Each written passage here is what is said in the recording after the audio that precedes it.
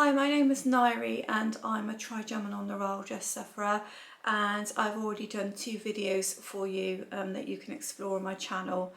At the moment I'm around about 6 months into my journey, and I've had various appointments etc, which have meant that I've been going backwards and forwards and speaking to different professionals. So I'm just going to do an update for you today to tell you where I am. It's about 2 weeks since I've done a video.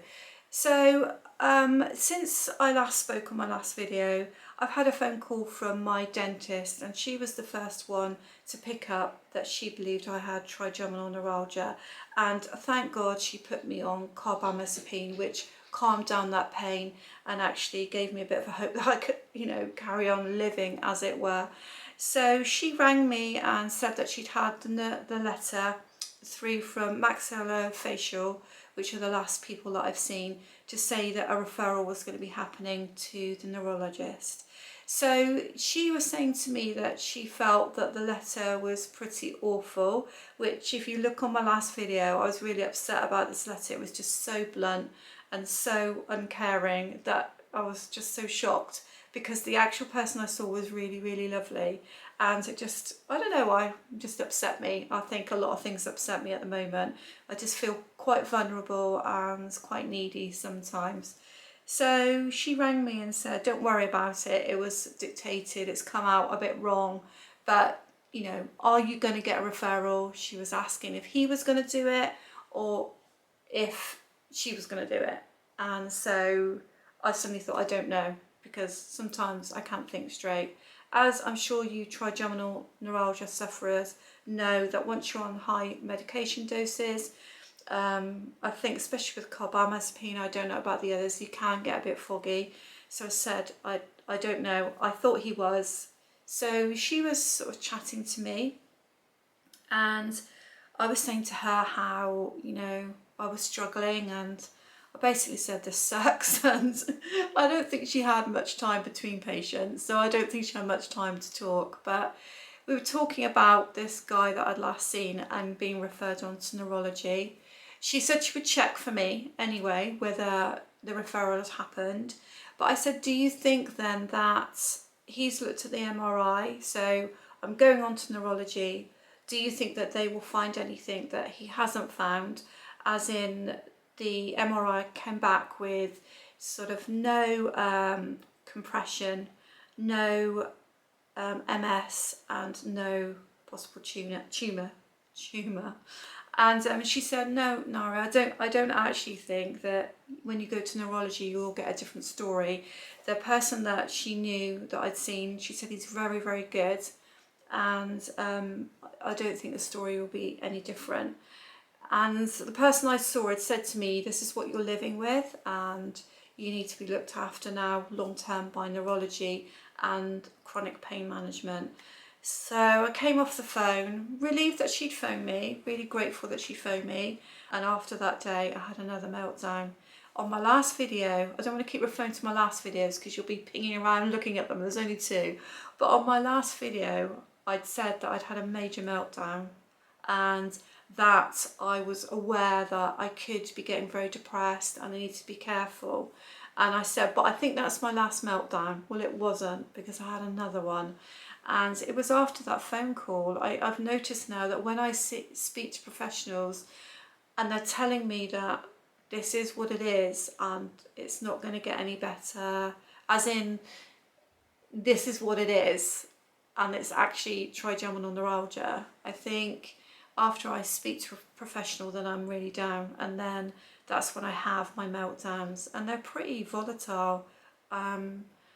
I've said before, I can be quite fiery, but I don't think I'm an up and down person really. I'm normally a go-getter, kind of quite positive person. I like to be busy, I like to do a lot and like to challenge myself. So the fact that I'd had this, another big meltdown was a worry. And I keep saying to my husband, okay, we just need to keep an eye on this. If I need to seek more help, then I do. But I did come back from that fairly quickly, quicker than the last one, I might say. And so, although I get my days of being up and down, I think I just kind of recover from that okay. So the thing that's really bothering me, and I think any of you that have got atypical trigeminal neuralgia or TN2, or you have a mixture and therefore you don't fit the profile, might feel the same as me. I don't get many occasions of the lightning bolt electric shocks, sort of level 10 pain where I'm on the floor and then it's over and done. That's not my symptoms. My symptoms are generally a build-up of pain throughout the day and needing to take the tablets regularly to keep that at bay, and sort of like a stabbing pain here and a stabbing pain here is the indications that I'm having a bit of a flare-up. And my flare-ups last 1 to 2 hours perhaps, and then once I've had my next tablet or laid down, then they will go away. I'll get some electric shocks sort of down here, so kind of a little bit of a TN1 thing, but alongside a TN2 thing. I guess what I'm worried about is when I go to the neurologist, what will he say? I've described my symptoms. Will he say, well, you don't have it? I don't think he'll say that. Or will he say, well, you have something like trigeminal, I think it's neuropathy, which is slightly different from TN1? Or are they going to lump it all together? Because so far, the last 2 people I've seen have just put the whole lot together. They've not separated out TN1 from TN2. But I know that atypical trigeminal neuralgia is sometimes slightly treated differently, and medications can be slightly different for both, although carbamazepine I know is used for both. So I think it troubles me. I don't know why. I don't want TN1. I don't want these huge electric bolt shocks of lightning going through my face. I don't want to be in excruciating rolling around pain like TN1 sufferers seem to describe. I think that the atypical pain is frightening enough, and when I get a flare up I'm frightened. I just don't know what level it's going to go to, and I get pretty scared, as I'm sure you all do. So the other day my husband took my boys out to the beach, and it was a Saturday, and we tossed around a lot as to whether I should go. I mean, it was a conversation we had about 6 times over. And in the end, I decided not to go. And my reasoning behind that was, it was about an hour to an hour and a half to get there. It was quite windy, and we would have been there all day. And there was something happening the following day that we had a few people coming to the house. So it was really hard, but decided not to go. And this is my biggest problem at the moment, is making decisions about what to do and what not to do.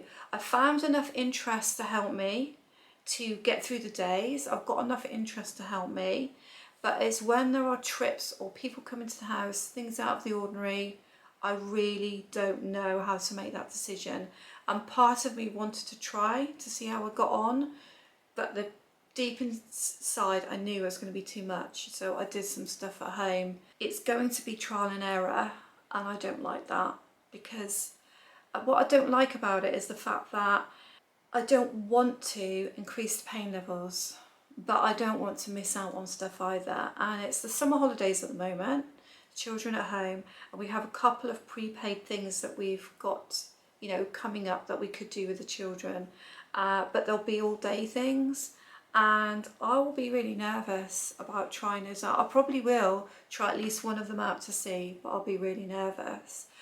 And the other thing that we have this month is my daughter's wedding, which is on the 14th of August. It's like a secondary celebration. She actually got married in lockdown with about 7 people. So that's a lot of people that are going to be there. Yeah, I'm really nervous about it. I've actually planned with my mum that if I can't cope, that perhaps she could bring me home later in the day. But I could wake up in the morning and have like the beginning of a flare-up, and honestly I don't know that I would cope with going. So it's trying to keep myself calm and waiting for the day to come and just dealing with the day as it comes, because I think with trigeminal neuralgia that's the only thing you can do. Like one day you can be fine and think, wow, I'm having a really good day, but I don't know why. The next day you can be awful and think, why? Oh wow, I'm having a really awful day, but I don't know why. So yeah, I think It's learning to take each day as it comes, and I really struggle with that. I had an absolute bonkers situation with my doctor or GP. In America, I know you have it a lot harder, so I'm not complaining, but it was a bonkers situation where the dentist had already done a script for 200 grams times 3 or up to 4 of carbamazepine, and I've been having that for like 3-4 months. And then my GP puts it on repeat prescription, but when I go and pick it up, it's 100-gram tablets, which means I have to take 6 tablets a day. No issue with that. However, the amount that I'm given is only 17 days worth. So I kept ringing them and saying, can someone look at this? And today I was getting upset. I get upset so quickly at the moment, so vulnerable. So I was getting upset. I got through to the receptionist. I said, please can someone look at this because I'm going to run out. And you panic, don't you? Like, you cannot do without your tablets. And she was really lovely on the phone, but told me the pharmacist was away on holiday, which somebody could have told me, and said that she would issue another box to keep me going, but he wanted to speak to me about it. Now, what he can say to me, I do not know, because whichever way you look at it, I need to be on 600 grams a day. And it doesn't matter how big or small the tablets are, nobody's going to be able to change that. I'm not going to let him change that, so I don't know what he wants to say to me, whether, I don't know, but all I know is that my dentist said if you have any problems, just come back and get them from me. But I don't really want to do that. So anyway, that's my bonkers kind of all over the place medication thing, which really, really got to me. So guys, I just want to keep sharing with you. It's not going to be loads because it will be when I've got something to say. So maybe once a fortnight, once every 3 weeks.